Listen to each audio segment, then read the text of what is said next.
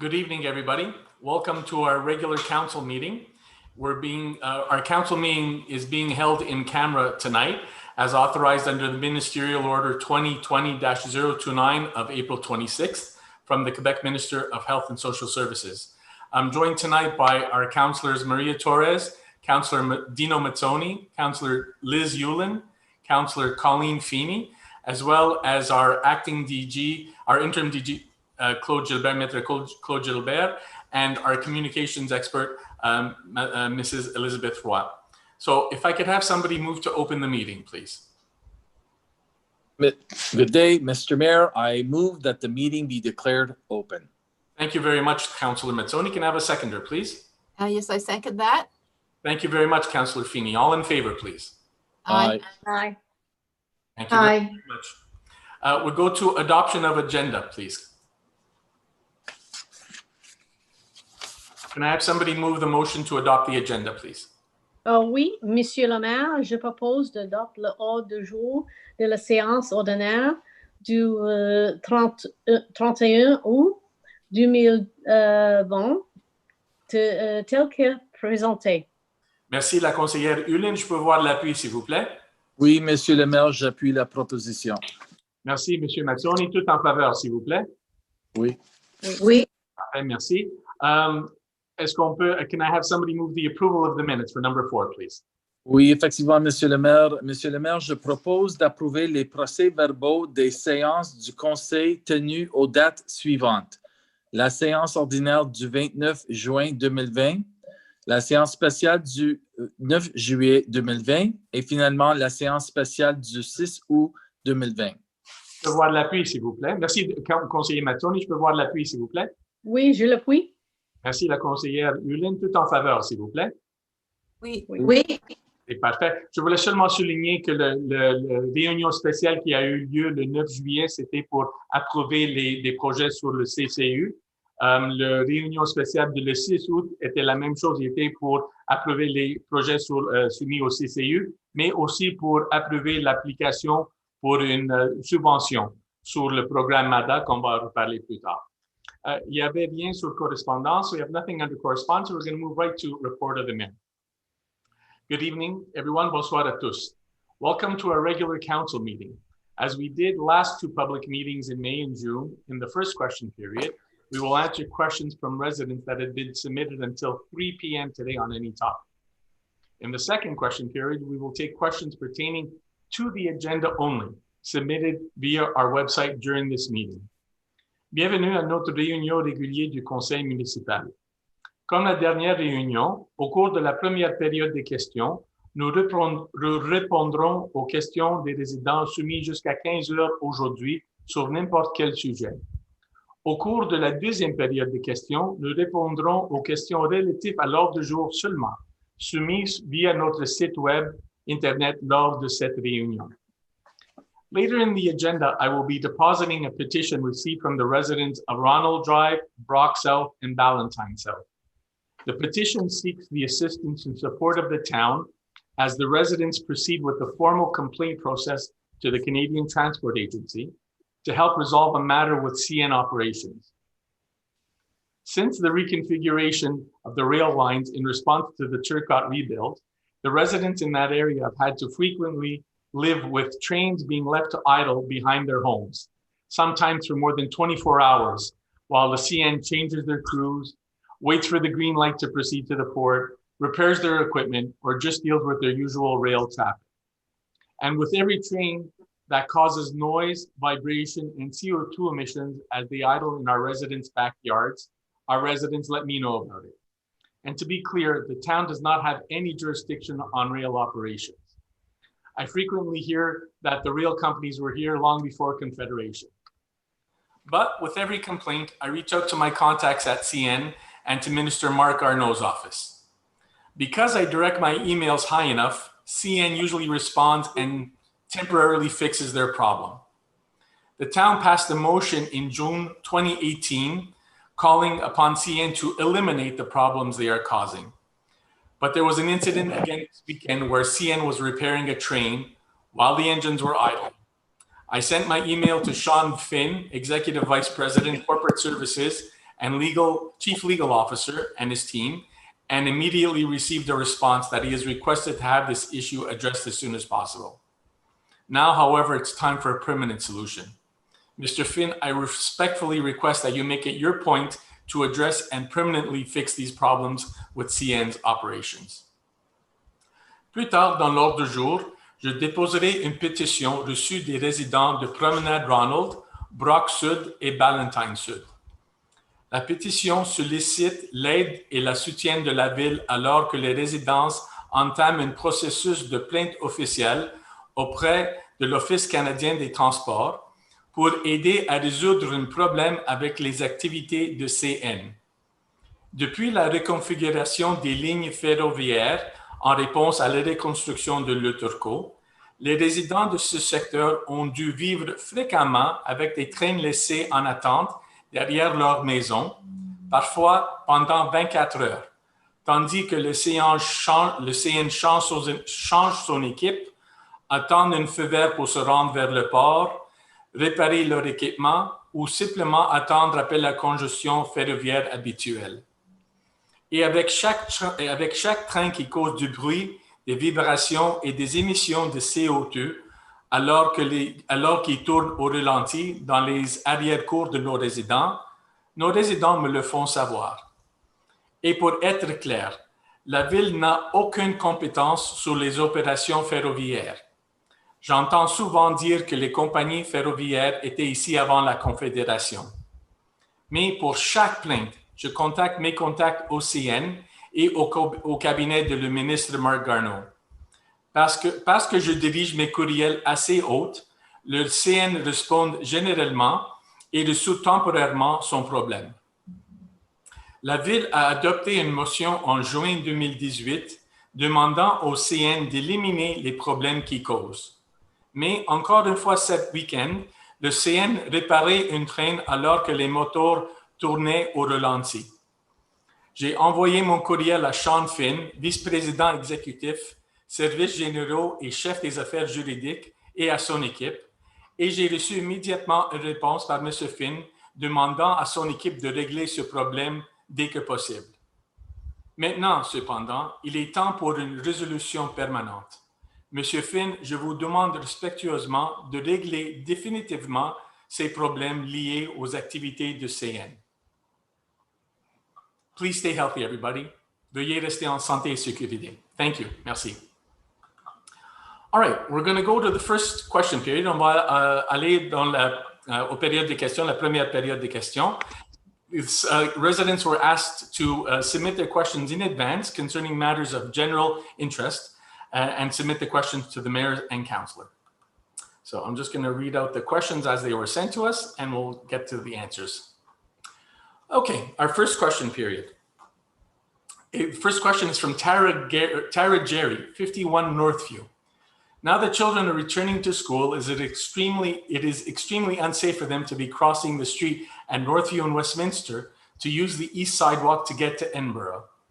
Cars rarely make full stop. It's hard to see a driver waving you through. As it is only 50% of the people respect the rules regarding which sidewalk to walk on. I know this as someone who lives directly next to the hump. Can we please remove or make exceptions for children and families who are getting their kids to school so that children can remain safe on their journey? Councillor Mazzoni? Thank you, Mr. Mayor, and thank you, Ms. Gary, Jerry, I apologize.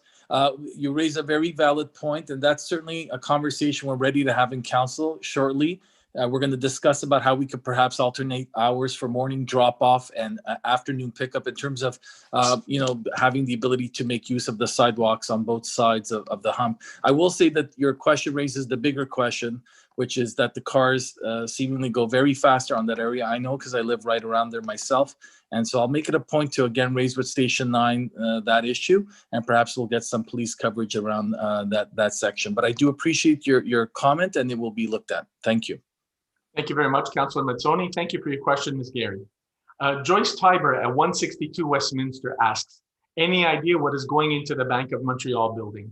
Unfortunately, no occupancy permits have been issued by the town, so I can't tell you definitively what's going in there, but I do know that the building has been sold.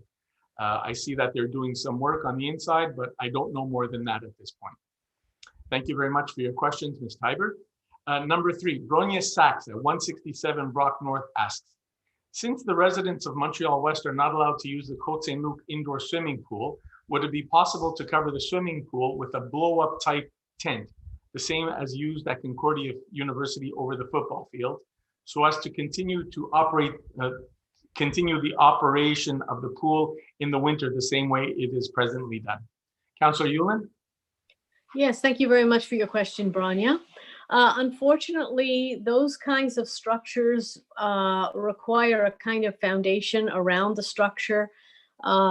We would be looking at something upwards of $1 million to get that put in place for our pool. In addition, the pipes that go that feed the pool from the arena to the pool are unlikely to be able to withstand winter temperatures without bursting.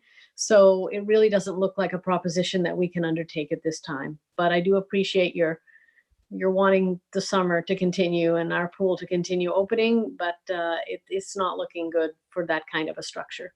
But thank you for your question. Thank you very much, Councillor Yulin, and thank you very much for your question, Ms. Sachs. Number 4, Kevin Brotheller at 27 Ballantyne North asks 3 questions. The first question is, I had raised safety concerns due to cars and trucks driving fast down Ballantyne North after the last speed bump. I had requested a 3rd speed bump. Brock also has 3. The council said something would be done, but absolutely nothing was done all summer. Given this is a local street and a park is present, this is important for safety. Thank you for your consideration. Councillor Mazzoni? Thank you very much, Mr. Mayor. Thank you, Mr. Brotheller, for raising your question. Just a clarification, council said something would be done, yes, and in fact, something was done. Bollards have been approved by council as that location is not suitable for a speed bump or, excuse me, a speed hump due to the slope of the street. And I've been told that the bollards will in fact be installed in the coming weeks. Thank you very much, Councillor Mazzoni. Mr. Brotheller's second question. The city recently added home-facing shield to the LED streetlights here, which I greatly appreciated because it was horrible before. However, this landscape still resembles a parking lot and lacks the warmth of streets where this hasn't been done. Plus, the lights still contribute to light pollution and driver glare. Does the city have longer-term plans to find a happy middle ground between using LED lighting and preserving our residential atmosphere? Perhaps by frosting the glass and using a warmer bulb. Councillor Torres, please. Yes, hi, Kevin. How are you? Nice to hear from you again. As you know, because we went through this extensively last year, we have tried a lot of things, and that includes the lower the intensity of the light, changing the resistors, and the latest was installing the shields, which I'm happy to hear that it worked well. Now, I do realize that there is still very bluish light in certain areas, certainly in your corner. I think one of the reasons might be that we're missing some trees just to absorb a little bit of the intensity. But you bring a very good point, and we do have long-term plans to keep on researching. As we're moving forward, we intend to install lights with warmer lights if it's possible, or lower intensities. Yes, we continue till we find that happy medium between a good light for safety and security and a nice warmth to the town. So thank you once again for bringing this issue, and we will keep on trying. Thank you very much, Councillor Torres. And Mr. Brotheller's third question, the pedestrian crossings on Westminster south of Sherbrooke all have warning signs, but the one immediately north of Sherbrooke has no signage. Cars going south have a stop, but cars going north don't. This makes it hazardous to cross, as cars aren't always looking for pedestrians crossings, and many don't stop. At the very least, there should be a sign since the other crossings have one. Can you rectify this? Thank you. Councillor Mazzoni? Thank you, Mr. Mayor. And again, thank you, Mr. Brotheller, for your question. I mean, there is, in fact, a pedestrian crossing sign that's present at the intersection on the lamppost at the corner of Sherbrooke and Westminster. We will ask the SPVM to do, our local SPVM 9 station, to do a pedestrian safety operation. They've done so in the past, and they've ticketed drivers for the exact infraction that you're describing. We are considering, I spoke to our lieutenant PSO today, and we'll consider adding a bollard in the corridor at the center of the road, with a pedestrian crossing symbol to increase visibility. That's something we will look at. So again, I thank you for raising this to our attention. Thank you very much, Councillor Mazzoni, and thank you for your questions, Mr. Brothaler. Number 5, Catherine Eustace at 326 Ballantyne North asks 2 questions. The first one, it is my understanding that tempos or temporary garages are not permitted by the town. Considering the COVID crisis, would the town consider allowing residents to install tempos exceptionally this winter, either in their driveway or in their backyards, in order to allow residents to have a sheltered area in which to have social distance outdoor visits during the winter? This would be particularly helpful for those of us who have at-risk loved ones who are not comfortable having an indoor gathering, despite public health allowing them. Councillor Feeney? Yes. Well, first of all, thank you very much for your question, Catherine, and I can certainly relate to that question. I think a lot of us are wondering what we're going to do for outdoor gatherings. Currently, our bylaw, zoning bylaw, section 4.9, as you correctly said, does not allow the use of tempos, which are the temporary car shelters. Under the circumstances, we did have another discussion very recently, again with council, to see whether we'd be willing to change that for this year. And we have come up with the decision that no, we are not willing to change the ability to have tempos, being car shelters, for this year. But we are willing to consider perhaps something in the backyard. So nothing would be permitted, let's say, in the front yard or side yard. But we are willing to discuss a structure in the backyard, which would not be seen by the front, which maybe would be a little bit of a temporary modification of some of our some of our zoning bylaws related to temporary structures for backyards, and see what we can come up with, because I do know that there are probably others thinking of this. So we'll talk about it, and we'll get back to you, and we'll get back to residents in general to see if there's something we can do to accommodate that.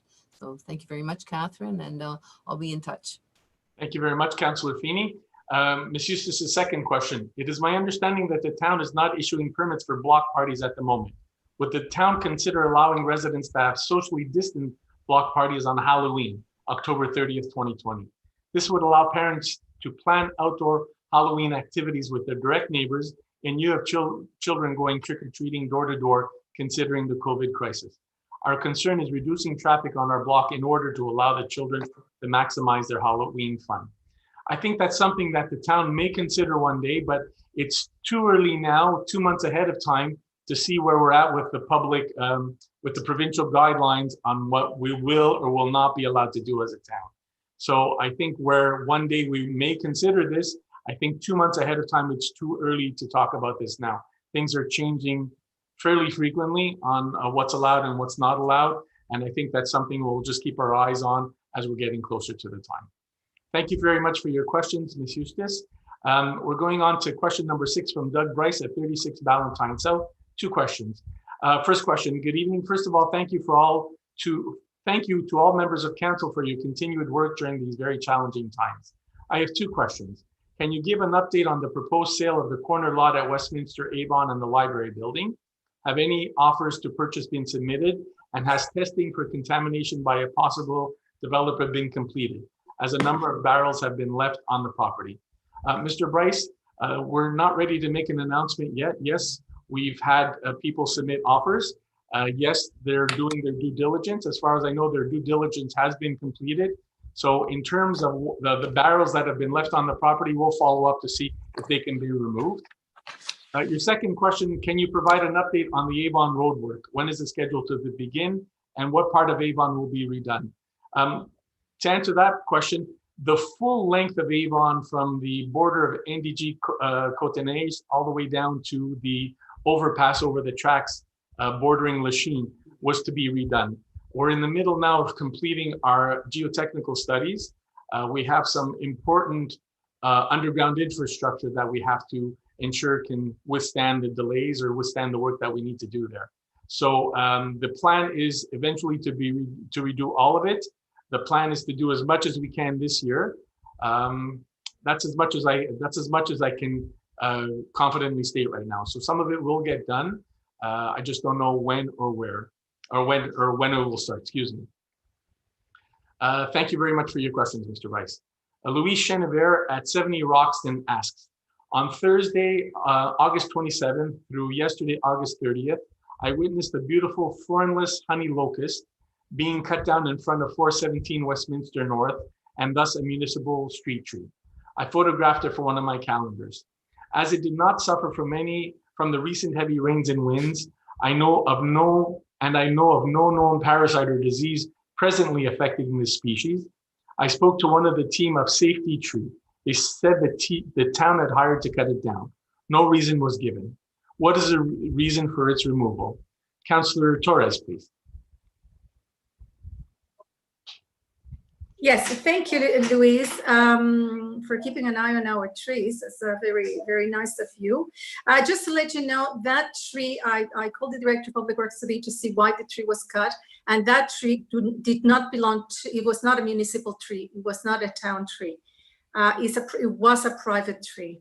Now, what I understand is that the owner had some safety, or there were some safety issues related to that tree. The owner got the proper permits from the town. It was given to him, and then he had it cut. But it was not the town. It was a private tree. Thank you. Thank you very much, Councillor Torres.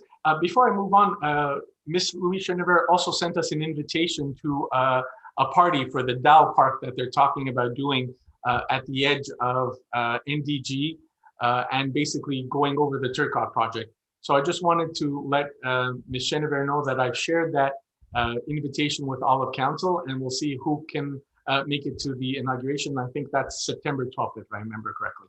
So we'll get back to you on that one. Thank you very much for your question, Ms. Chenevert.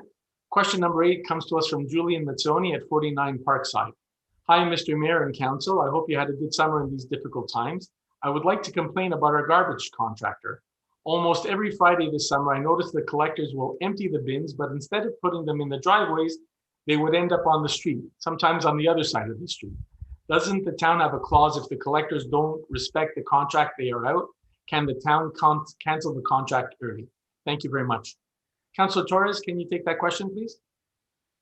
Yes, this is an issue that has come up quite often during the summer, because in truth, the contractor gave us a really horrible service, to the point that in the summer, the crew had to be fired from the company, and then they replaced it with another crew, which it was getting a lot better, except that recently they started not doing a very good job. As you mentioned, they're very disrespectful. They throw the garbage cans everywhere. The content sometimes it falls down on the street, and then we have to pick it up.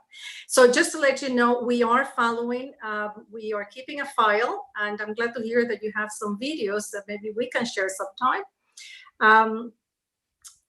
We have sent a letter recently threatening or explaining to them, I should say, that we might take some legal actions if they don't improve the services for good. And in the meantime, the foreman of Public Works, one of the foremen, have been checking on them. He did that yesterday, on Friday, to ensure that they did a proper job, and they will continue to do it at least for a month till they get it, what is the proper job or not. So I want to thank you for your interest and your comments. And if you see that they don't do their job and we haven't seen it, please let me know. I'll be happy to. I'm trying to follow this file because I do agree with you. They're doing a horrible job. Thank you so much, Julian. Thank you very much, Councillor Torres, and thank you for your question, Mr. Mazzoni. And just so people aren't questioning, it is related to our Councillor Dino Mazzoni. And for the record, an extremely independent-minded individual. So. Thank you very much. La question numéro 9 provient de Monsieur et Madame Niobu Traoré, au 461 Avenue Worsley Nord. Bonjour, Montréal-Ouest n'a pas de piscine intérieure. Cependant, durant l'hiver, il était possible d'utiliser les équipements de Côte-Saint-Luc et de bénéficier des tarifs résidents. Je viens de voir que Côte-Saint-Luc ne donne pas accès aux cours de natation pour les résidents de Montréal-Ouest. Serait-il possible de voir avec Côte-Saint-Luc s'il reste des places de donner la possibilité aux résidents de Montréal-Ouest de s'inscrire? Je présume que Côte-Saint-Luc a pris la décision de limiter ceux qui peuvent s'enregistrer pour les cours de natation, pour l'utilisation de leur équipement, parce que de la même façon que nous l'avons fait ici à Montréal-Ouest, nous avons limité la piscine extérieure pour nos résidents pour s'assurer qu'on pouvait être en mesure de respecter les mesures sanitaires qui nous ont été imposées par le gouvernement. Alors, je présume dès que les consignes de la sécurité publique vont changer ou vont s'élargir, je pense que les choses vont être revues. On va continuer à rester en contact avec le conseil de Cotonou à voir quand est-ce qu'ils sont prêts et de la même façon quand on va être prêt à ouvrir nos facilités pour les personnes autres que nos résidents. Alors, je vous remercie pour votre question. Number 10, questions coming in from Aubrey Marchand, 164 Brock North. Concerning the lead-contaminated town water pipes that supply my home, I would like to know if the town applied for a grant under the funding announced in the press release on August 20th. And how does the town ensure that they are aware of and apply for any and all government funding to address this public health and safety problems? The town has applied in the past and has actually received granting under that grant that you're referring to, Aubrey Marchand. We have somebody on the staff, if I'm not mistaken, it's our DG and or our treasurer, who pretty much every morning, it's part of their job. They go through and see what new funding programs have been announced.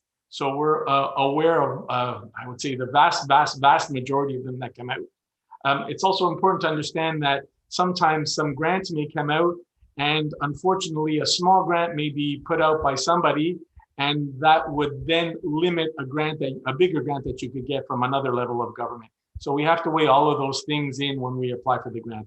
But we have applied for a grant and we've received funding in the past under that particular program, and we have somebody that looks at that, I think, almost daily. Thank you very much for your question. Number 11, Ellen Moore, 122 Percival. First question, I sent a letter this past summer about recycling programs in which I brought up the possibility of placing 1 or 2 separate bins just for glass in a central location, because glass breaks, and when it does so in a recycling bin, it ruins the whole bin full of materials. What is your answer? Councillor Torres? Yes. Hi, Mrs. Moore. How are you?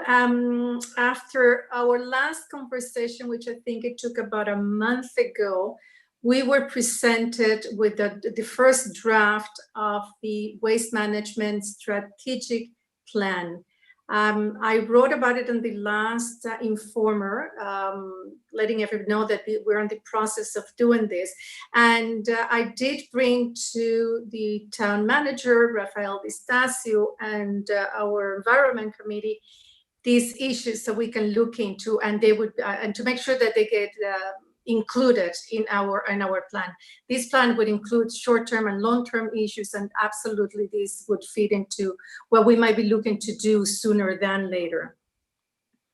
I hope I answered your question. If you have any more suggestions, please contact me back. I'd like to talk to you about it. Thanks. Thank you very much, Councillor Torres, and you may answer the second question probably as well. Would you consider a re-education program for Mo-West residents concerning the contents of recycling bins? I've looked into a few and there's plenty of unrecyclable material in them. Yes, absolutely. The education is an integral part of the strategic plan, and I will also bring it to the Environment Committee, which we should be getting together again quite soon, and maybe we can work that as soon as possible. Thank you. Thank you very much, Councillor Torres, and thank you for your questions, Ms. Moore. Angus Mackay at 126 Percival asks, how does the town expect residents to properly dispose of styrofoam packaging from the grocery store, which is not collected curbside? Thank you. Councillor Yulin or Torres, who's answering that? Well, I can answer, and Maria, I'm sure, can add to this if she likes to. Unfortunately, as you know, they don't pick up styrofoam in the recycling, along with other number 6 plastics. The only place that I'm aware that you can dispose of that is at the Eco Center at St. Patrick. They'll take it there. In fact, I have to say, I myself keep all of my styrofoam, and once every few months, I'll go to the Eco Center and deposit it there. That being said, obviously, it would be great if we could do something in the town to allow people to drop it off so they don't have to go all the way to the Eco Center, using gas to do it. And that is another thing, as Maria outlined, some of the things for Ellen Moore that we would be looking at with the new waste management strategy. I think some kind of depository location for things like styrofoam is definitely one of the things we're discussing, so that we can make it more convenient for everybody and get more things recycled that should be. Thanks for your question. Thank you very much, Councillor Yulin, and thank you for your questions, Mr. Mackay. Anna Pawlski at 65 Nelson asks, can we please receive regular reports on the COVID situation in our town? Number of cases, deaths, numbers recovered, number in hospital, number in ICU, age range, gender, and source of infection, be it travel, indoor, retail, service establishment, community spread. During this back to school time, we must be even more vigilant and more information can help. Thank you for all your efforts on our behalf today. Ms. Pawlski, unfortunately, a lot of that information is not even shared with the towns. The age range, gender, source of infection, community spread, that stuff isn't available to us at all. What is available to us is the number of cases that have come through the town, and that's a cumulative amount. A lot of those cases may be resolved. The last I looked at yesterday or a few days ago, and the number was 29 in the town, but that's since the beginning. So of those 29, 29 could have been resolved already. It doesn't give us any idea of ages of the people that were affected. It also gives us the number of people that have passed. And because we're below a certain threshold, all it says is below 5. So we've had at least 1 death, but we haven't had more than 5. And unfortunately, that other information is not available to us. I know that the link to get that information is on the website. We're going to see if we can make that link a little bit simpler to find. But basically, you could search Santé Montréal COVID, and you'll see a very clear spot there that says current situation on the island of Montreal. And that breaks down all the boroughs and all the demerged towns and gives you all those numbers for those 5 or 6 things that I spoke about. Thank you very much for your question. Can I just mention one other thing, Benny, with respect to that Santé Montreal site? Sometimes, actually frequently, when you look at the section that talks about how much has changed in the current reporting, Montreal-Ouest isn't even listed there, as well as a couple other places, a couple other towns, and that's because we have had no significant change since the last time. So not seeing Montreal-West seems a little bit disconcerting at first, but actually it's a good thing because it means that our numbers have not changed enough to even report. So just keep that in mind when you're looking at the numbers. Thank you very much, Councillor Yulin, and thank you again for your question, Anna Pawlski. Farah Issa, 307 Ronald Drive asks, regarding the resurfacing of Avon Road in the near future, will the city consider the following? The speed limit on St. Jacques and Lachine is 30 kilometers being near the school zone and 40 kilometers on Avon near Royal West. Avon Road on the bridge is a 4.5 lane road getting into a very tight 3-lane road with no road signage indicating such. Avon Road is the only passage for a cyclist to connect to the Lachine Canal bike path, and there should be a bicycle lane dedicated to cyclists for going both directions, as at present it is very dangerous. Just to let you know, Farah Issa, that Avon is not considered a bike path. I have trouble understanding how a bike path could be on that road. It is an arterial road. The official bike path to get to the Lachine Canal is actually down Broughton. You go down Broughton, you go down the hill, down Devil's Hill, and you connect under the underpass, and it brings you right to the Lachine bike path. So that's the official road, and that's a much safer road. You're not in the middle of one of the busier streets going through our town. Thank you for your question. Mike Ely at 62 Ronald Drive asks 3 questions. A, can we please have more speed and safety signage on Ronald similar to Ballantyne Brock? The radar installed on Ronald works maybe 10% of the time. I've notified Public Works and Security several times. Councillor Mazzoni? Thank you, Mr. Mayor. Mr. Ely, first, I just want to acknowledge something. Ronald Drive it has become more, it's become part of our conversation more and more at Town Council. I want to reassure you and residents who live on Ronald that we are a lot more mindful of that stretch of road in our town. So please keep that in mind. In terms of your question, I have a very detailed answer that I'd like to give to you. We do have signage present, and we did in fact install 2 extra speed humps 2 years ago, giving Ronald a total of 4 speed humps on that short section of the residential part of the street. Now, having said that, we have had difficulty mounting the radar on Ronald as there were not many suitable choices due to the fact that the hydro poles are only located on the south side of the road. We have many mature trees on that street, and the duplexes are also quite tall. Therefore, we don't have enough sunlight that can hit that radar. The radar runs most of the time, but it goes down after a few cloudy days until enough sunlight can recharge the batteries. Furthermore, the radar unit will also not display anything for speeds of 10 kilometers or less, and the radar beam can also be blocked if cars park illegally on the south side of Ronald. There were no lampposts or other suitable posts on the north side. There's a large city tree that is partially obscuring the solar panel. So what we're going to do is we're going to need to trim that tree eventually. But the situation obviously is going to improve in the fall as the tree loses its leaves. So again, a detailed answer only because we are paying a lot more attention to Ronald and certainly in our committee meetings. And I want to reassure you of that, Mr. Lee. I thank you for your question. Thank you very much, Councillor Mazzoni. Mr. Ely's second question, what is the town doing to address the increasing CN train idling noise and pollution south of Ronald? It causes great anxiety and stress, and it's getting worse. As I mentioned in the mayor's report, I continue to reach out to CN and to Minister Garneau's office. And I've said in response to the petition, and I said in following up on our motion that we passed in council in June of 2018, that we call upon CN to address their issues, to fix their issues. They're the ones who caused the issues, and they're expecting the town, unfortunately, the residents are thinking the town has some say in limiting that problem. We will support the residents however we can, and I continue to reach out to CN every time I receive an email with a problem in the town. But the answer is not to continue flagging CN. The answer is for CN to actually fix the problem permanently. Your third question, Mr. Ely, can some wood chips be added and raking be done at Ronald Park? Presently, there's a metal sewer cover partially exposed and hidden in the middle of the play yard. Councillor Torres? Yes, hi, Mike. Thank you for bringing this issue to our attention. I will make sure that I pass it to Public Works so they could see what they can do right away. Okay, thank you so much. Thank you very much, Councillor Torres, and thank you for your questions, Mr. Ely. Emily Coffer, 190 Bedbrook asks, good evening. I've made several attempts over the last few months to contact the city about an issue with a tree on our lawn that, according to an arborist, is a city tree. The tree is impacting my family's quality of life. I recognize that COVID has presented new challenges. However, resident services must still be reasonably functioning. I would not have used this platform today, but for the fact that my communications remain unanswered.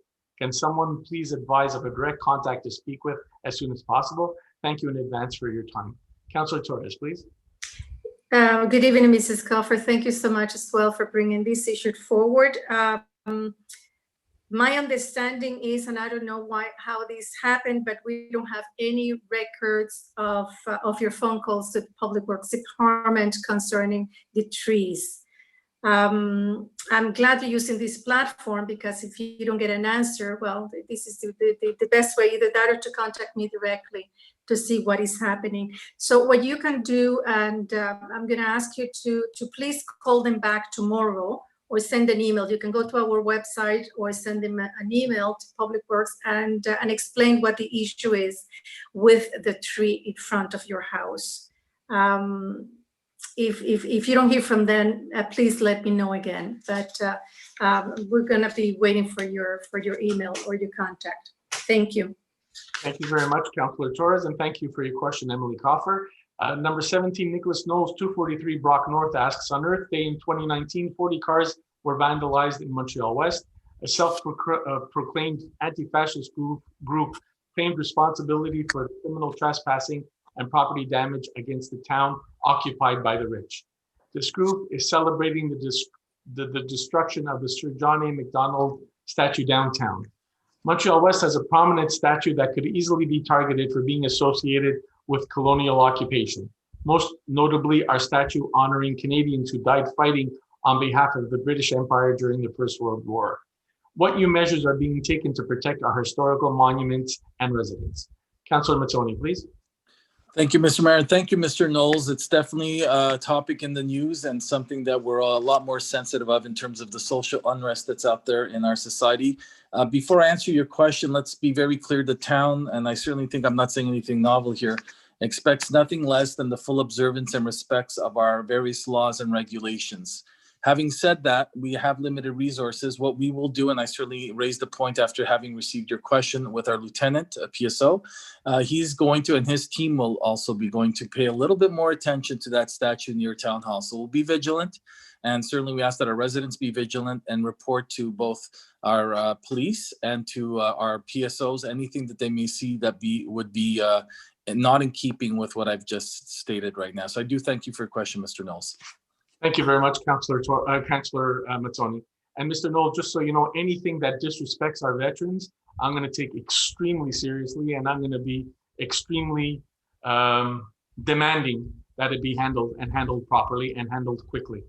So you know that our veterans in Montreal-West have always played an important part and hold a special place in all our minds. So that's something that we're going to continue watching as a council and continue watching as a town.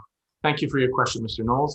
Number 18, Kirsten McGraw on Brock North asks, I would like to know what steps are being taken in order to secure the dedicated drop-off spaces in front of Edinburgh Elementary School. I'm happy to mobilize our parental body to collect signatures to show support for this necessary initiative. Drop-off in front of the school will continue to be unsafe as long as the status quo is maintained. Our students and parents need dedicated drop-off sections in front of the major school entrances. Thank you. Councillor Mazzoni, please.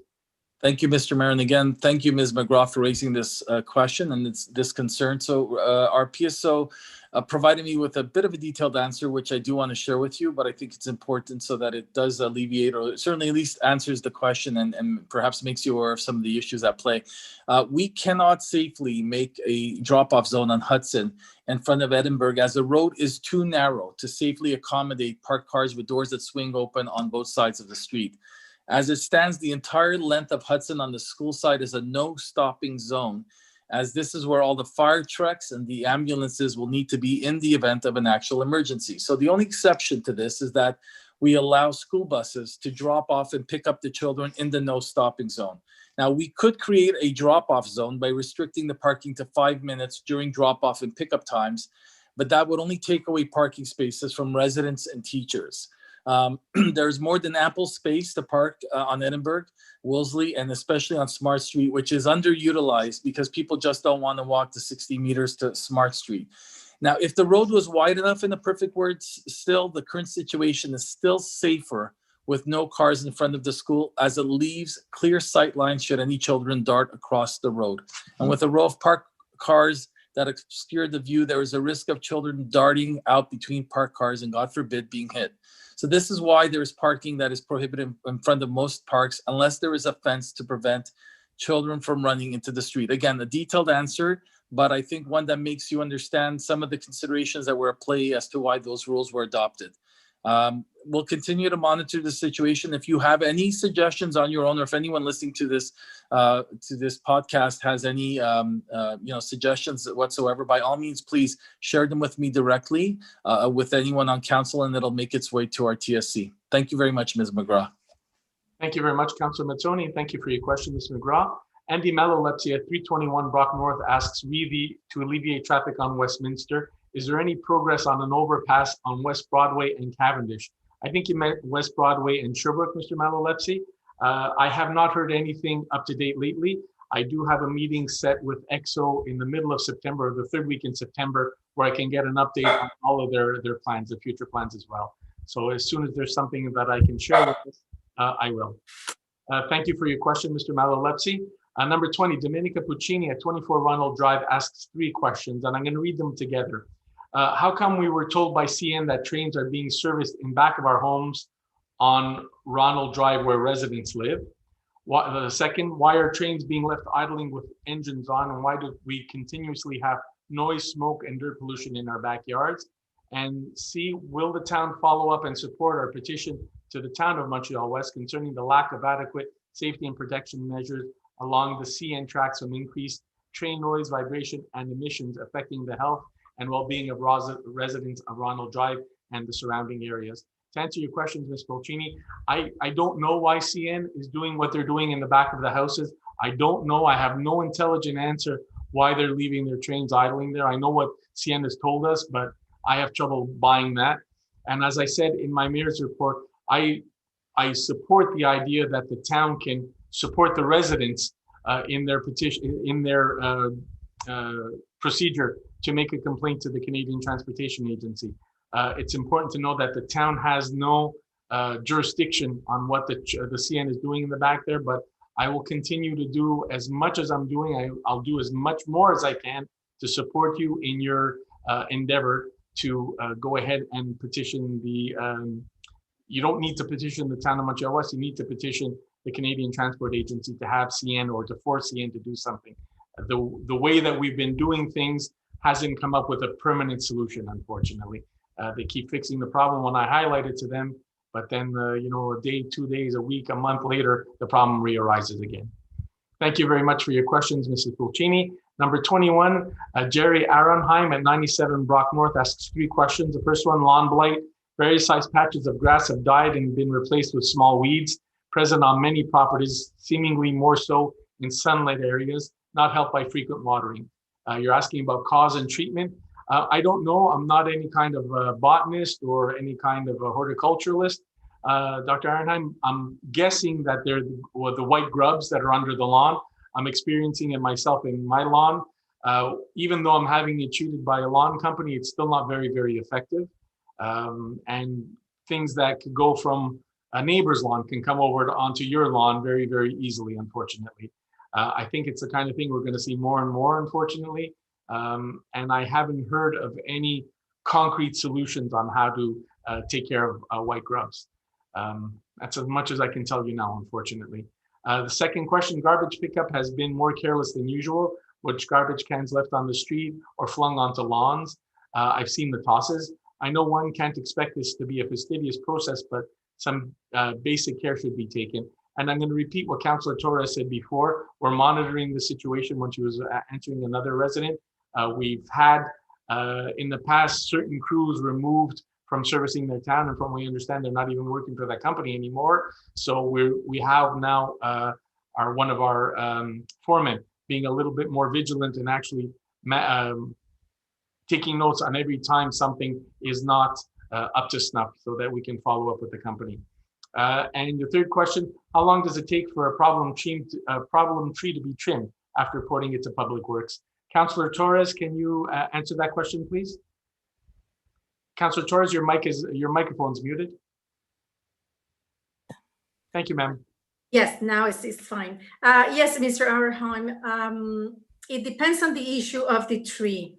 If the tree is in decay and affected by, for example, the ash or the beetle, the trees will not be trimmed or cut down when the borer goes dormant, which is at the end of October. If, on the other hand, if the tree is posing a safety issue, those have priority on which one gets cut before. And if it is just because it's out of shape and it needs some aesthetic trimming, that it's whenever they have time. So it depends. As soon as you report an issue with a tree that needs to be trimmed, somebody comes and checks your tree and evaluates the urgency of trimming the tree, and then they put it on schedule. So I hope that answered your question. Thank you so much. Thank you very much, Councillor Torres, and thank you for your question, Dr. Aronheim. Number 22, Harold Knowles. We have 2 more questions, folks. I know we're probably at the end of what we normally allocate for question period, but there's 2 more questions that were received before 3 o'clock, so I'd like to answer them. Harold Knowles at 256 Percival asks, when will the swings in the parks of the towns be restored to full capacity as they are in the parks on Mount Royal and in St. Henry? So it can't be a provincial government decree. It must have been a decision of the towns, which is not right. Fully equipped parks encourage kids and parents to be outside, the safest place to be during a pandemic. Councillor Ewan, can you handle that question? Sure. Of course. So thank you for your question, Harold. I know we've had an email correspondence back and forth about this. Essentially, the government gives directives, and then various towns interpret them the way they feel they should. You'll take our swimming pool, for instance. We were very much to the letter of the law, and our swimming pool, while we only had 15% capacity, was an extremely safe experience. Other pools didn't interpret it quite the same way, and they had 100 people in the pool at the same time. With the swings, it was a similar experience. We interpreted it such that there had to be 6 feet apart between individuals on swings, and therefore we removed every other swing. However, I will say that, like you, it does seem awfully strange when kids are playing on the jungle gym and other places quite close together, that every other swing should be removed. And I think that we will have a discussion on council about that. And if it seems to make sense to stick with a very conservative interpretation, we'll do it. But if it seems that it would make more sense just to let the kids have all the swings, given that it's an outdoor activity, we will make a change. But thank you very much for bringing it to our attention. I think it is something worth looking into. Thank you. Thank you very much, Councillor Ewan. And for Mr. No's second question, has the town heard anything about how much additional tax revenue Valerie Plante will be asking the non-merged municipalities to provide? The numbers that have come out in the media and numbers that are also being circulated inside the city of Montreal, the city of Montreal is looking at a $500 million shortfall. That $500 million shortfall includes the expenses that they incurred during the pandemic, but also includes loss of revenue from parking permits, from building permits, from parking meters and things along those lines. Unfortunately, fortunately, those things are not something that are all shared at the Aglo. From what we're hearing right now, what's being shared at the Aglo, the expenses at the Aglo level are $60 million overall. The city of Montreal, rough numbers, covers 80% of that. The demerged municipalities cover 20% of that. So we're looking at a bill of in the area of $12 million to be distributed according to the way we distribute the bills in the at the agglomeration. So I don't know what the number comes out to, Mr. Knowles. It may get better if there's any kind of funding. It may get worse when all the bills finally come in. So, but that's the number that we're hearing today. That's $60 million for all of the agglomeration. That's not what we're talking about in particular for Montreal-Ouest, because we don't have those final numbers yet. All right. Thank you very much for your questions, Mr. Knowles. Et la dernière question s'appartient à Monsieur André Lavoie, 217 Percival. Je remarque que les camions de collecte de déchets circulent à une vitesse folle sur la rue Porcival, au nord de Nelson, alors qu'ils ont collecté toutes les poubelles et reviennent vers la rue Nelson. Je remarque aussi que les automobilistes, dont plusieurs riverains, circulent rapidement. Pour la protection de nos jeunes enfants et animaux domestiques, avez-vous considéré non pas des dodaines, mais des piquets flexibles qui forcent le ralentissement de la circulation, comme on voit dans plusieurs rues de Montréal et de Westmount? Le conseiller Mattoni, s'il vous plaît. Merci, Monsieur le maire, et bonsoir, Monsieur Lavoie. Merci pour votre question. Regarde, c'est la première fois que j'entends de la circulation assez vite sur Percival, mais quand même, ça se peut que c'est une fonction du fait que la rue était refaite et que les gens peut-être conduisent un peu plus vite. On va quand même mettre en place une étude de circulation pour voir que si c'est vrai, si c'est justifié, ou peut-être c'est votre impression. Et dans ce cas, si c'est vraiment justifié, on va prendre des mesures dans le comité de circulation, et de là, on va mettre en place des mesures correctives. Je vous remercie beaucoup, M. Lavoie, pour votre question. Et ça met fin à la première période de questions. That's the end of the first question period. We're going to continue on now with number 8, contracts in the town clerk's office, the municipal age-friendly policy. Yes, Mr. Mayor. It gives me great pleasure to move the following resolution. Whereas the residents of Montreal-West value this town as a living environment with accessible services that help make it a community to which they have an enduring sense of loyalty and attachment. Whereas it is expected that with demographic changes, the number of seniors residents in Montreal will grow significantly in the years to come, and it is known that many of them wish to remain here. Whereas the municipality has embarked upon a plan to elaborate a policy that will address the issues facing seniors in this community and what local actions can be taken. Whereas this policy was drawn up under the auspices of a steering committee, which conducted a survey, held interviews, and widespread consultations, benefited from the input of focus groups, and received expert advice. Therefore, I move, first, that the town of Montreal-West adopt a municipal age-friendly policy, Municipalité Amis des Aînés, aimed at adapting its structures and services to be accessible to and inclusive of older people with varying needs and capacities. And secondly, that the town approve, as an integral part of this policy, an action plan from 2020 to 2025 encompassing the following axes of intervention: outdoor spaces and buildings, transportation, communication, housing, social participation, respect and social inclusion, community support, health and social services, employment and civic participation. Thank you very much. Councillor Feeney, can I have a seconder, please? Councillor Torres, your microphone is muted. So sorry about that. I second it. Thank you very much. Councillor Torres, all in favor, please.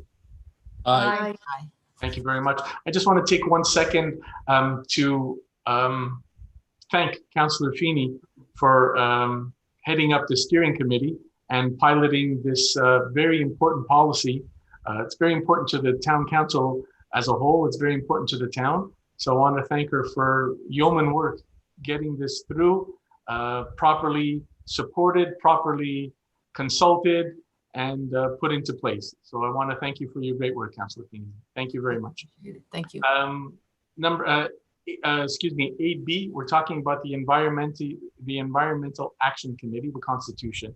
I'm going to let the motion go through, and then I'll speak to it in a second. Can I have somebody move the motion, please? Yes, Mayor, I will. Whereas Council wishes to set up committees to address various matters of interest at the municipal level, whereas such committees might be helpful as management tools which enable the residents to provide their input, and also in order to benefit from the advice of members of society in addressing a number of problematic situations. Therefore, I move to officially constitute the Standing Environmental Action Committee of Montreal-West, which will be tasked with studying current issues pertaining to environment in the town and with making recommendations to council by way of written reports to deal with actual and future needs, and to set up the mandate and membership of the Environment Action Committee as follows. The mandate is address local environmental issues and offer advice and recommendations to council, encourage the town to develop and adopt sustainability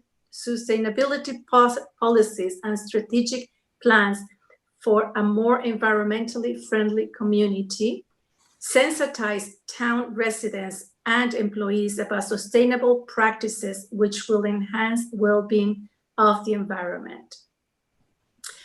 Now, membership. They will be composed of 2 council members, a maximum of 9 residents appointed by resolution every 2 years or until the end of the mandate of the council responsible for the environment, whichever comes first, and 1 representative from the administration. This representative would be non-voting. Thank you very much, Councillor Torres. Can I have a seconder, please? I second that. Thank you very much, Councillor Yulin. All in favor, please. Aye. Aye. Thank you very, very much, folks. I just wanted to highlight something.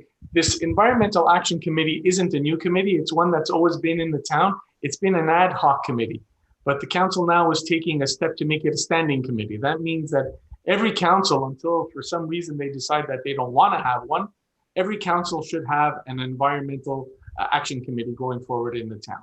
Okay, so I think that's an important change to reflect the importance that we're placing, this council places on environmental issues. Number 9, administration and finances. 9A, approval of disbursements for the period from June 27th to August 27th, 2020. Oui, Monsieur le maire, je propose que la liste des comptes payables pour la période de 25 juin au 27 août 2020, totalisant 1 135 033 et 41 sous pour accepter et payer tels qu'ils sont énumérés. Merci, la conseillère Fini. Je peux voir de l'appui, s'il vous plaît. Monsieur le maire, j'appuie la proposition. Merci, le conseiller Mazzoni. Tout en faveur, s'il vous plaît. Oui. Merci. La délégation des pouvoirs pour les mois de juillet et août 2020.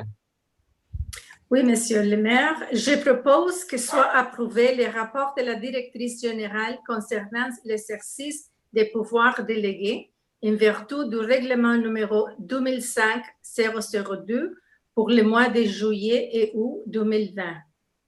Merci, la conseillère Torres. Je peux voir de l'appui, s'il vous plaît. Oui, je l'appuie. Merci, le conseiller Fini. Tout en faveur, s'il vous plaît. Oui. Oui. Merci. Number 10, Urban Department 10A, Site Planning Projects and Architectural Integration Program, SPAIP.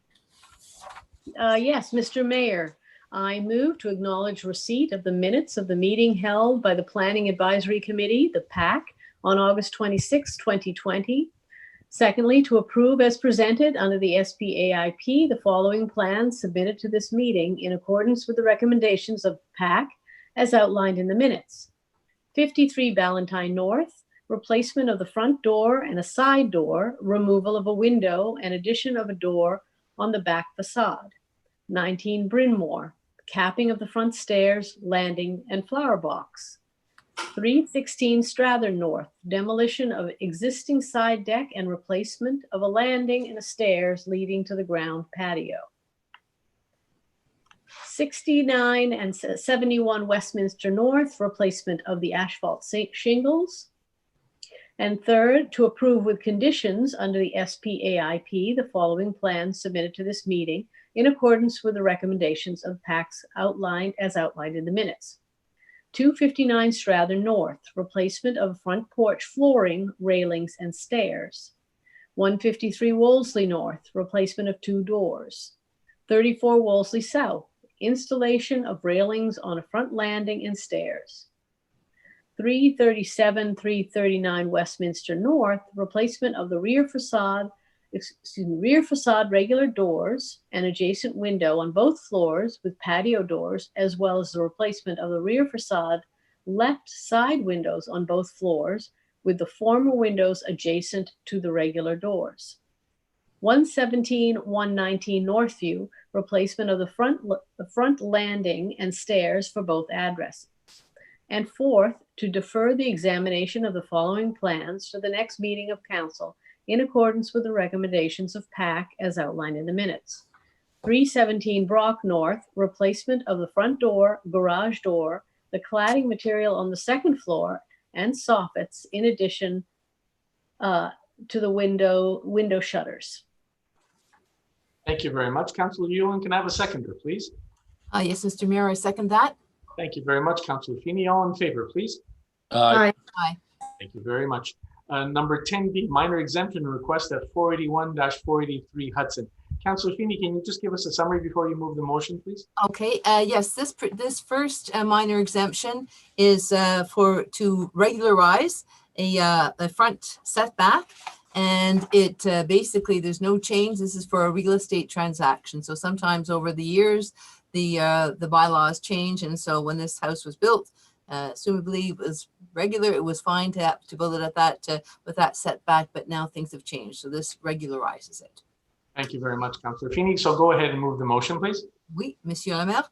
Je propose d'accepter les plans soumis à la réunion de la comité consultatif d'urbanisme du 5 août 2020, conformément aux dispositions des règlements 2010-002 et J-18-0005 et la demande suivante de dérogation mineure à la grille de spécification applicable sous l'article 3.2.2 du règlement de zonage en ce qui a trait à l'immeuble situé à 421 jusqu'à 423 Hudson dans la zone RC1 afin de régulariser un empiètement du bâtiment principale qui se trouve à une distance de 4,21 mètres de la ligne de propriété, alors que la marge de récolte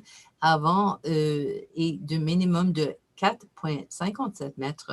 Ceci ayant pour l'effet de réduire cette norme de 0,36 mètres. Merci, le conseiller Fini. Je voulais seulement spécifier que l'adresse, c'est le 481 et 483 sur la rue Hudson. OK. Merci. Est-ce que je peux avoir l'appui, s'il vous plaît? Oui, je l'appuie. Merci, conseillère Fini. Merci, le conseiller Torres. Tout en faveur, s'il vous plaît? Oui. Oui. Merci. Une deuxième, c'est pour une exemption mineure au 205 Brock North. Councillor Fini, if you could give us a little summary as well, please. Okay. This one is very different. This one is for the building of a gazebo and patio, which don't currently respect which would not respect the current setbacks. However, this is a particular circumstance. The lateral setback, which wouldn't be respected, is behind one garage and actually abutting the neighbor's garage, so would not be seen. And in terms of the lateral setback, it's in NDG, but it's not even a yard in NDG, it's a lane. So the lateral setback would be, there would be a lane behind it. So it was felt that that there would be very little impact on neighbors on either side. So that was the decision to approve it in that case. So I move that the plans and requests submitted to the August 5th, 2020 meeting of the Planning Advisory Committee be approved in accordance with bylaws 2010-002 and G18-0005 for the following minor exemptions from the first paragraph of section 4.1.9 and paragraphs 7 and 17 of section 4.1.10 of the zoning bylaw regarding the immovable located at 205 Brock North in zone RA4 to first, allow the construction of a patio with a lateral setback of 0 meters instead of 1 meter minimum, the consequence being to reduce this requirement by 1 meter. Second, allow the construction of a patio with a rear setback of 0.3 meters instead of 1 meter minimum, the consequence being to reduce this requirement by 0.7 meters. Third, to allow the construction of a gazebo with lateral setback of 0 meters instead of 1 meter minimum, the consequence being to reduce the requirement by 1 meter. And finally, to allow the construction of a gazebo with rear setback of 0.59 meters instead of 1 meter minimum, the consequence being to reduce this requirement by 0.41 meters. Thank you very much, Councillor Feeney. Can I have a seconder, please? I second that. Thank you very much, Councillor Yulin. All in favor, please. Aye. All opposed, please. Aye. Mr. Mayor, if I may, just for the record, explain to the resident my reason for voting against this motion that is carried and will be passed. Please go ahead, Councillor Mazzoni. I just want to indicate that aside from regularizing property deficiencies for the purposes of not upholding the sale of someone's property, I have consistently and fundamentally always disagreed with the minor exemption request used for purposes contemplated by what was passed tonight. But nonetheless, it's passed and democracy rules. Thank you. Thank you very much, Councillor Mazzoni. Now we're going on to 10D, payment of a compensation for a parking place on 42-44 Ronald Drive. Monsieur le maire, je propose la suivante, d'accepter la demande présentée par le propriétaire de l'immeuble cité en titre, spécifiquement le lot numéro 1 291 596, afin de pouvoir verser une compensation pour une place de stationnement manquante pour un projet de démolition d'une extension arrière d'un étage et de construction d'une extension ou agrandissement de 2 étages, conditionnellement au paiement d'une somme totale de 5 000 $, conformément à l'article 5.1.5 du règlement du zonage numéro 2010-002. Merci, conseiller Mazzoni. Je peux voir de l'appui, s'il vous plaît. Je l'appuie. Merci, la conseillère Torres. Tout en faveur, s'il vous plaît. Oui. Merci. Seulement pour aviser, quand un bâtiment ne peut pas arriver à les numéros de place de stationnement hors de la rue publique, hors le domaine public, ils doivent avoir une compensation à la ville. Et les 5 000 piastres que le conseiller Mazzoni a parlé, ça va aller dans notre fonds de stationnement. Ça veut dire que ça va servir à rénover ou augmenter les stationnements par la ville, les stationnements hors rue qui sont tenus par la ville de Montréal-Ouest. Thank you very much. We're on number 11, Public Works. 11A, fuel supply purchase, group purchasing for the delegation of this to the City of Montreal. Before we go forward, we try and take advantage of group purchasing. And in one case here, now we're delegating to the City of Montreal, going to look for a group purchase for fuel oil. And you'll see in the second one where we're talking about for supply. So this first one is for the delegation for a group purchase of fuel oil. If I could have somebody make the motion, please. Yes, Mr. Mayor.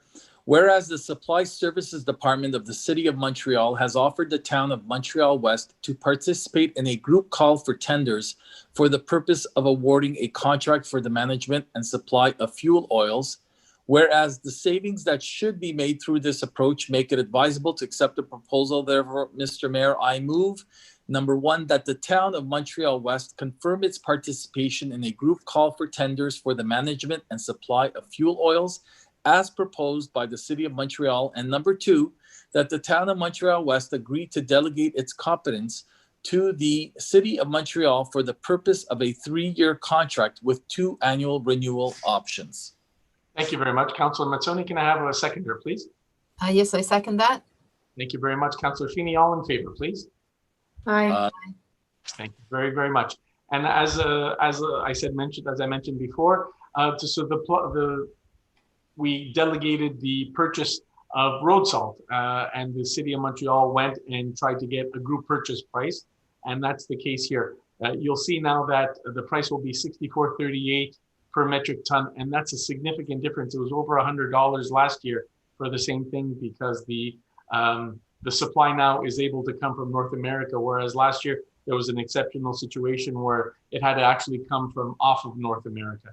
So if I could have somebody move to the motion for the supply of road salt for next year. Oui, oui, Monsieur le Maire. Entendu que la Ville de Montréal a émis un appel d'offres public pour les fins d'adjudication d'un contrat de fourniture de sel de chemin durant la saison hivernale 2020-2021.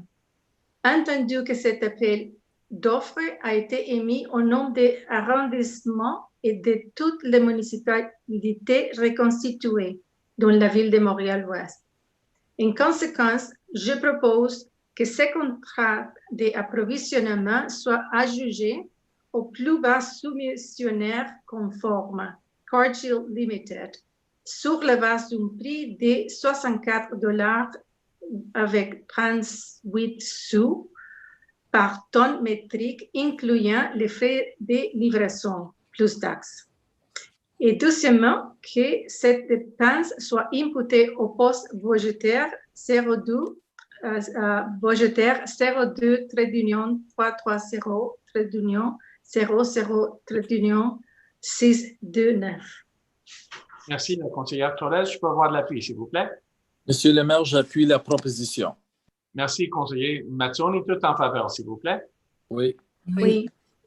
Thank you very much. Human Resources, hiring of a communication supervisor during a maternity leave replacement. Yes, Mr. Mayor, I move that Ms. Manon Schlock be hired as temporary communications supervisor under a contract to be signed by both parties for the duration not exceeding 1 year.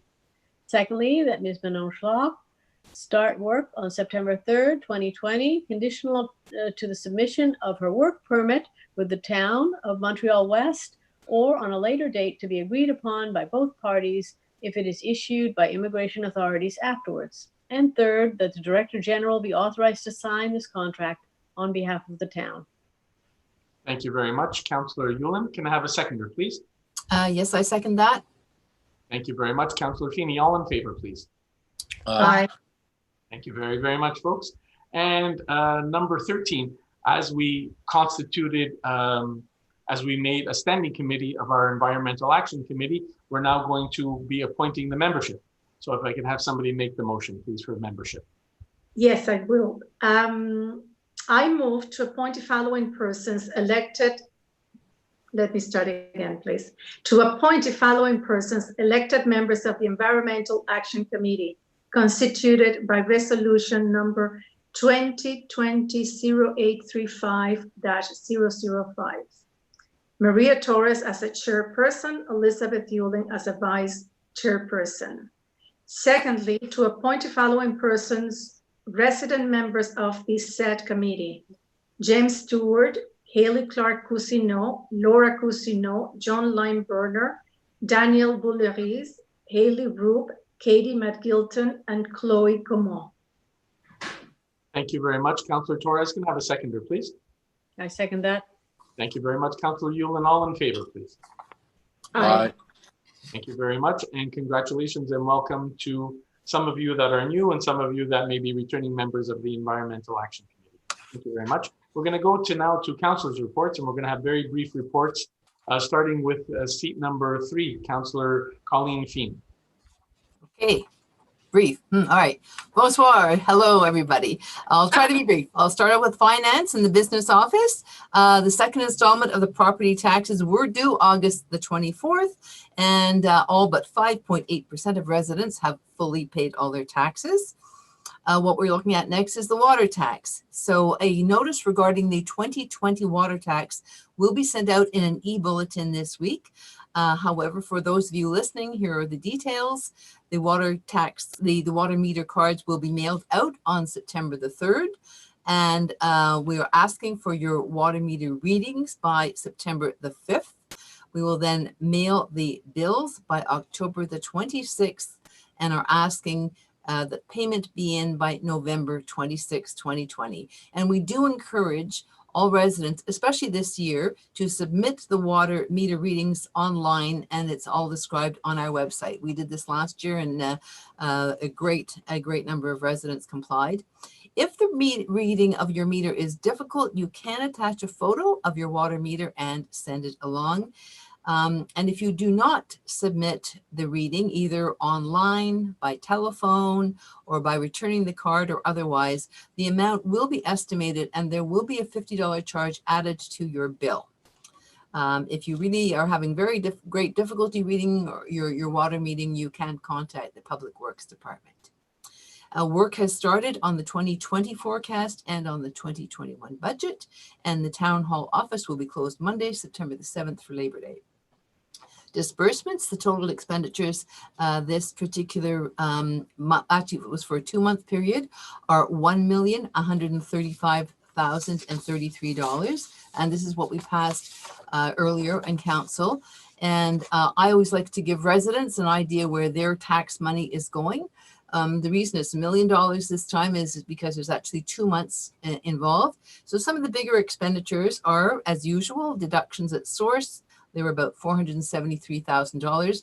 Keep in mind that these includes employee benefits, but it's also a lot of it is just what is taken from the employees' paychecks and then remitted to the government for insurance costs or tax, etc. So that was $473,000. And after that, the next largest expenditure was on infrastructure costs from the past year or two. That covered some outstanding costs for Wolseley and Avon and Percival, and that was $181,000. We also paid $58,000 to the CMN, the Metropolitan Community Services, which is half of our annual bill. After those expenses, of course, Public Works usually comes next. They had some fairly expensive contracts this time. They had $52,000 in contract work. The major contract there was line marking at $36,000 and a lot of other little contracts. Garbage pickup, as usual, is about $40,000 for the 2 months.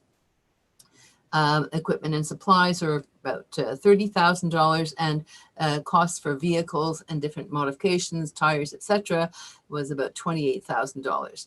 In recreation, the biggest expenditure this past month was $57,000, and that was for the reimbursement of programs, for the recreation programs which had to be canceled. So over 100 checks were issued to residents and non-residents for those programs, and about $20,000 was spent on the pool and arena to get that pool up and running and things running there.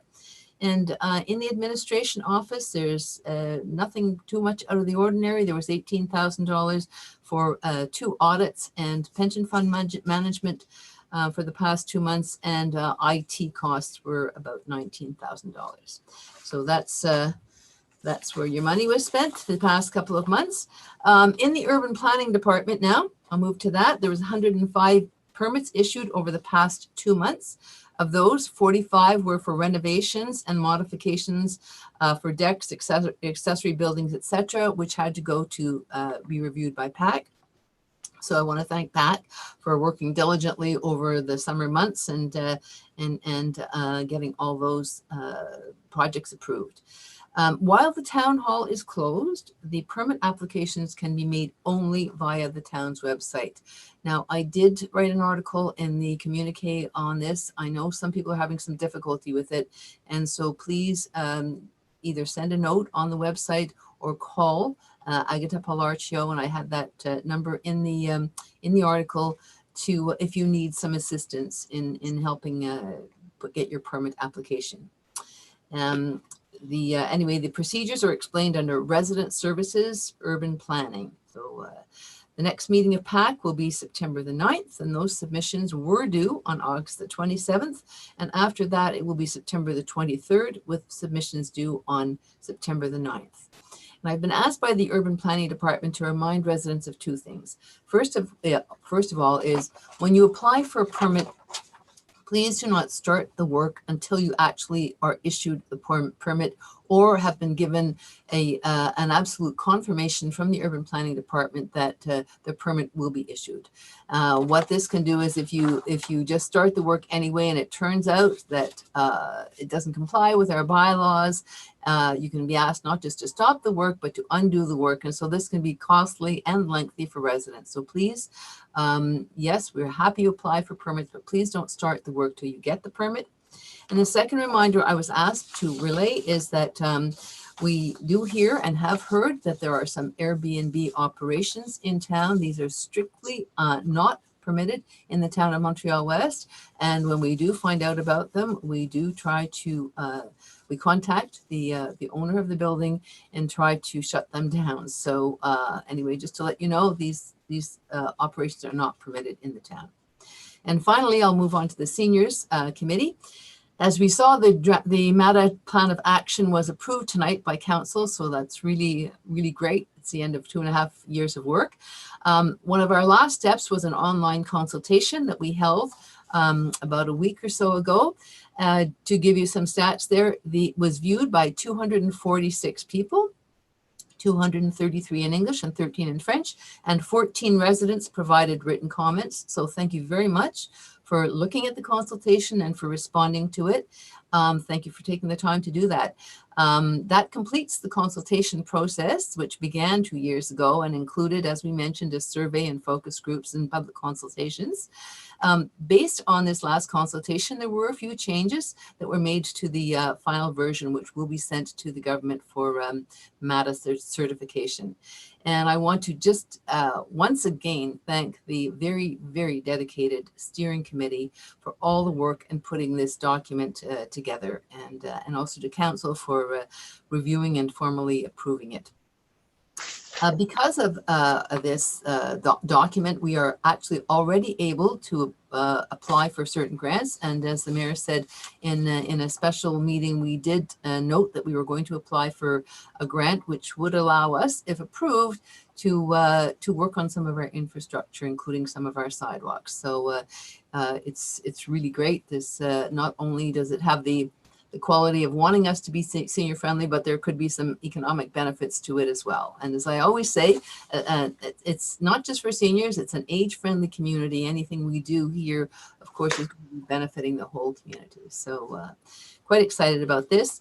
And finally, the senior outreach program, which we had started during COVID, is still ongoing. There are less residents right now who are requiring the use of the services for groceries or for follow-up cars, but we are continuing to do it with our very, very dedicated volunteers.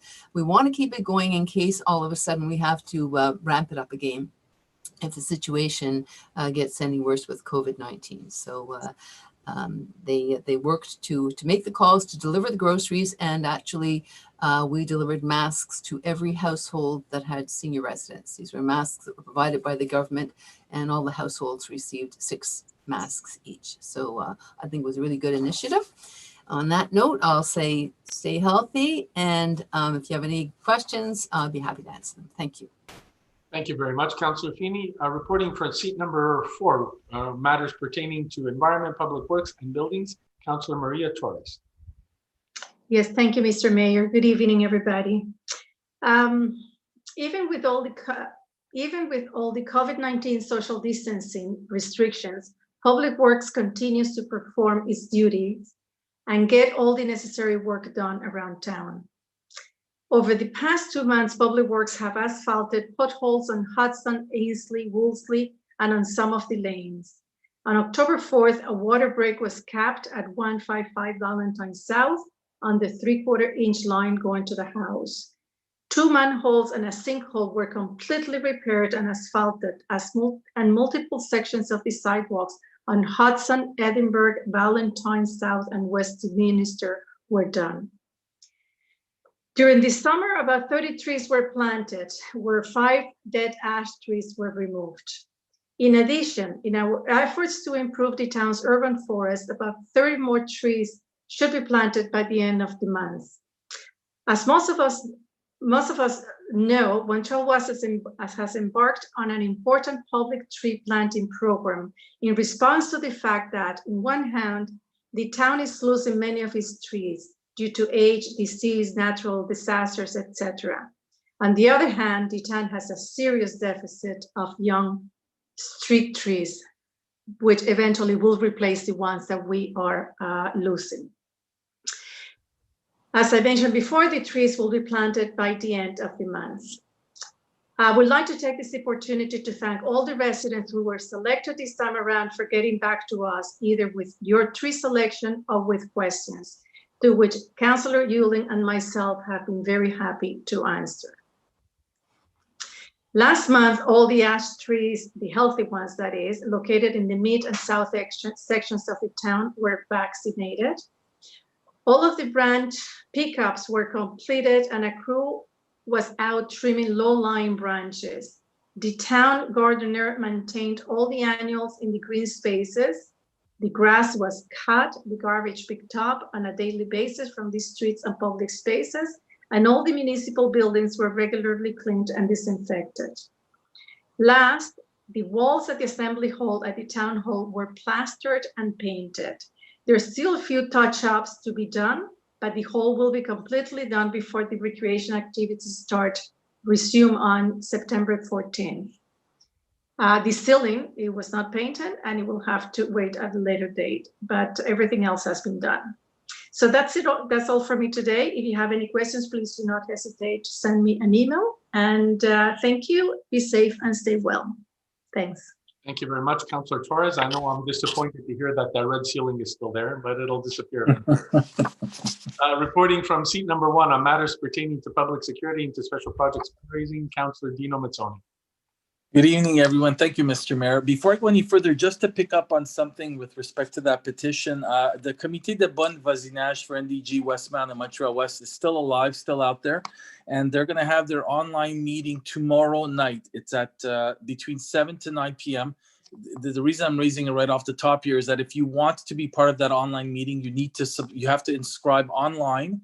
And so what I would suggest is you just type in the words Comité Bon Voisinage NDG. If you just put that, or Montreal-Ouest or Westmount, it'll pop up, and the front page you can inscribe and you can be online. And the comment about the trains idling has been raised before by me and others at that committee. It wouldn't hurt to remind them and to put a little bit of gentle pressure in that context.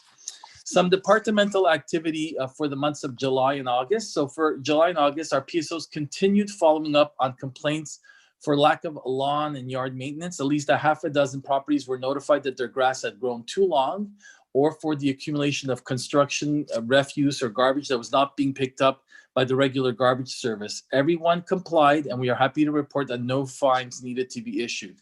The PSOs assisted recreation in the planning of Canada Day Greetings Parade, that seems so long ago, and in the liaising with our local police. The PSOs and the police successfully escorted the parade throughout our town on July 1st, no incident, and we received a lot of feedback, positive that is, from our residents. Our PSOs also continued assisting our building inspector, and the PSOs found at least 3 instances this summer where work had to be stopped due to not having obtained the necessary building permits beforehand. I'm sure Councillor Feeney will support my comment when I say to you, please get your permits in advance. One landscaping company was fined for using a leaf blower in July. Also, by the way, we're in the midst of planning with the Centre de Sécurité Civile for this year's famous siren test at Parmalat, Canada. The test will be on September the 24th between 6:45 and 7 p.m. And our residents should be receiving a flyer and information letter soon in their mailboxes. In total, there will be 9 industries that use hazardous materials in their processes, and 17 boroughs or demerged towns and cities participating in this year's siren test. The town of Montreal-West will also be testing out our Code Red emergency notification system. It's a great system. If you haven't subscribed, do it. And you can do so by subscribing by going to the town's website, and you enter the words Code Red in the search bar.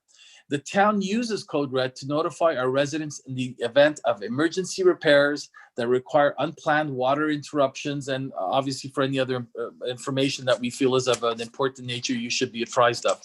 And finally, for departmental activity, our PSOs transported 4 animals to the SPCA, 2 stray cats, 1 injured squirrel, and 1 injured groundhog. We do it all, folks. 1 stray dog was actually captured and returned to its rightful owners as it had escaped. Regarding COVID-19, we didn't really have any new measures that we implemented in the past few months. However, our PSOs continue to respond to a higher than usual call volume regarding complaints and for disagreements between neighbors. Again, the majority of these complaints, usually noise related, people work from home, they can't travel, and they want to enjoy some peace and quiet in their backyard. So again, be mindful of your neighbors. We've been really good, folks. Mo-West is like a model for all of this.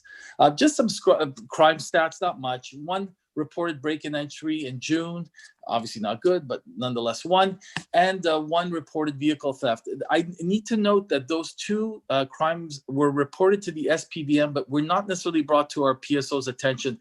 If you're going to report something, may I suggest to kind of duplicate the effort and tell both our SPVM and our PSOs, it's good that they be apprised in a timely manner. The information will eventually make its way to us, but it's always good to know beforehand so that our PSOs can be vigilant while they're on the streets. An announcement, as you know, all 3 of our schools in our town are back in session as of today. And the PSOs and the SPVM were patrolling, and they were visible around our schools, of course, in order to ensure the safety of our students and that parking regulations were respected. Now, as with every new school year, we have new parents that will be bringing their children to school for the first time, and they may not necessarily be aware of the parking restrictions around their schools. So our PSOs will be on site to inform parents and to enforce the parking rules. We ask that everyone try to be extra vigilant, have patience, be respectful of the rules. And if you're going to be, driving through the area, just slow down, because these are, our kids are our most precious, really the most precious things in our lives, and be very careful about that. We also want to encourage people from refraining from parking on crosswalks or in no stopping or no parking zones when they drop off their children. Finally, and I know the mayor said to be quick, so I'm trying to be quick. I do want to make reference to a notable PSO call and event. On August the 20th at 7:45 a.m. while on patrol, one of our PSOs witnessed a 3-car chain reaction collision that was caused by an inattentive driver that rear-ended a vehicle in front of him that had stopped at a stop sign on Westminster and Broughton. That vehicle was propelled forward, causing it to also collide with the vehicle in front of it. While the other two drivers stopped to exchange information, the third driver that caused the accident fled the scene at high speed. The PSO quickly called the police and followed the vehicle as best as he could while respecting the speed limits and giving the police a detailed description of the driver, the vehicle, as well as the direction it was heading. Thanks to the information of our PSO, the SPVM quickly caught the individual that caused the hit and run. We're very proud of our PSOs, and so anytime we can raise something about that, about them and the good work that they do, damn right I'm going to raise it. So having said all that, I wish you all good night. And if anyone has any questions, by all means, please text me. It's a lot easier. I get back to you right away on my cell, 514-949-3055. And that, Mr. Mayor, is my report. Thank you very, very much, Councilor Mazzoni. Oh, hang on a second here. And now, Councilor Yulin, unfortunately, leaves you 35 seconds, Councilor Yulin. Go ahead. So reporting on matters pertaining. I'm going to talk really fast, but I can't guarantee you 35 seconds. On matters pertaining to communications, recreation, and culture, Councilor Elizabeth Yulin. That's why he put me last. All right, here we go. So in lieu of day camp and community center programs this summer, our stay and play park program for 5 to 10-year-olds began July 13th, twice a week in Davies Park. Parents enjoyed the weekly registration option, and it became a very well-attended COVID-cautious option for families. That program ended on August 19th.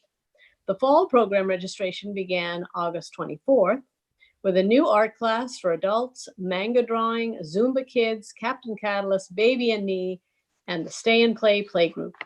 All will begin the week of September 14th, and some of these programs will also be offered online. For adults, fitness classes will be offered both live and virtually. There's a very limited space for each of the classes, as you can imagine, with social distancing, so register early if you want a spot. Please note that if there's another mandated shutdown, we'll be ready to go all online for our programming. We're winding down the very challenging but successful pool season, having only 15% capacity to work with to be COVID safe. Even with that, we had over 9,000 individual visits and were able to provide a safe and secure experience for residents. In fact, halfway through the summer, we were able to add some special programming, including diving, aquafit, and swimming lessons. I'd like to send out a big thank you to the lifeguard and management team who worked extremely conscientiously to ensure everyone's safety while keeping up a sunny attitude. There were no in-person seniors activities this summer. I guess that's not a surprise, but that will unfortunately have to continue into the fall. But our seniors have been contacted to solicit their suggestions for online activities that they may enjoy, like, for instance, speakers via Zoom.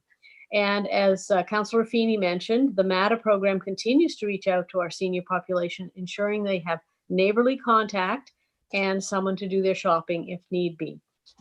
In special events, this summer, this year's Canada Day featured a host of family activities, including a house decorating contest, a scavenger hunt, pop-up entertainment, and a mini parade. Many photos of the event, if you weren't able to experience it yourself, if you weren't here in town, are available on the last issue of The Informer, which can be found via the MoWest website, so please check it out. The Informer's last 2 issues were only virtual issues, so you can find them online. They're looking into possibly starting to print again in the fall, but right now you can just find the issues online. Several other special COVID-crafted events took place this summer, including a town chase, a photo hunt, a trivia night, games in the park, a bicycle obstacle course, among others. Our next big event will be Heritage Canada Day on Sunday, September 13th. There'll be lots of fun planned, including a family duathlon, running games, swimming, flag making, tie-dyeing masks, a virtual manga class, and a Baby and Me music presentation. There'll also be pop-up activities throughout the day with dancers and musicians, and details are all posted on the town website, our Facebook, and on sandwich boards around town. The deadline for submission to the Fall Artist Showcase is September 25th, and the theme is, I guess no surprise, Ça va bien aller. please go to the website for an application form if you'd like to display your work at the town hall. At the arena, the skate park reopened at the beginning of August and attendance has been growing. The ice rink itself will be open for skating and hockey at the end of September. Changes, of course, will be made to the schedule to allow for proper sanitation between each group. Switching now to the communications file, I'll be quick. Just like to say that this is the third regular council meeting we've been live streaming. The other special meetings have gone out as podcasts, which are, the special meetings tend to be almost exclusively dealing with building permit requests, and you can find all of that on the website. We're tentatively discussing the possibility of resuming some live council meetings at the town hall, but this very much is in its infancy, these discussions. It all has to be analyzed to ensure that it could be safe and effective way to proceed, given that there's very little known yet about whether or not there's going to be a potential second wave. It's premature really to announce anything yet. We'll certainly keep you posted via the website and the bulletin. And by the way, if you're not already subscribed to the bulletin, I can't recommend that highly enough. The email bulletin is really the most effective way that we get information out to citizens. And this is especially vital now in a very complex and rapidly changing environment, which is a euphemism for COVID. In any case, I wish you all to be safe and to see you back here next month. And if you have any questions, all of us as councillors, and of course the mayor, deal a lot on email with residents back and forth with your various issues. I know you have this one time during the month to ask your questions publicly like this, but that's no reason you can't contact us individually whenever you have something you want us to, something you want to bring to our attention. Anyway, I'll wish you a good evening and be safe. Thank you. Thank you very, very much, Councillor Yulin. So that's the end of the council's reports. Number 15, deposit of documents. As I mentioned in the mayor's report, petition concerning the CN train traffic and operations.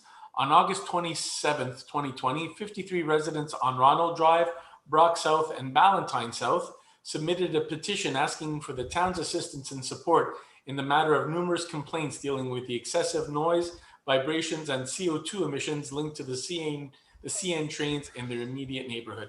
And I've given you what the town is doing, what I've done until now, what the town council has done, and what we'll continue to do, and where we're continuing to ready to support our residents. Since I've not yet received, it's 9:42, j'ai pas reçu des questions pour la deuxième période de questions.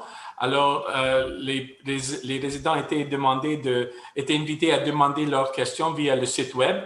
Et jusqu'à date, j'ai rien reçu de tout. Alors, il n'y aura pas une deuxième période de questions. Alors, je demande pour la terminaison de la séance du conseil. Bon, oui, Monsieur le maire, je propose de lever la séance. Merci, la conseillère Yulin. Je peux avoir l'appui, s'il vous plaît? Oui, Monsieur le maire, j'appuie la proposition. Merci, le conseiller Mazzoni, tout en faveur, s'il vous plaît. Oui.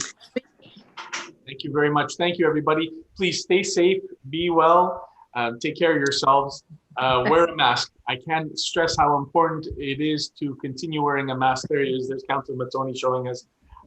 It's not hard, folks. It's I see it every day. I'm living it every day, as we all are. It's not hard. It's not easy to do everything we can to keep ourselves safe, to do the little parts that we can to keep ourselves safe. Alors, je vous demande de continuer à suivre les consignes de la sécurité, la santé publique, d'apporter les masques quand nous sommes à l'intérieur d'un bâtiment, dans un commerce. Il faut que tout le monde fasse leur petit part, leur juste part, pour s'assurer que malheureusement, on n'aura pas une deuxième vague. C'est ça qu'on essaie d'éviter, ou qu'on peut minimiser l'effet d'une deuxième vague. So everybody, thank you for joining us tonight. Keep well and keep safe.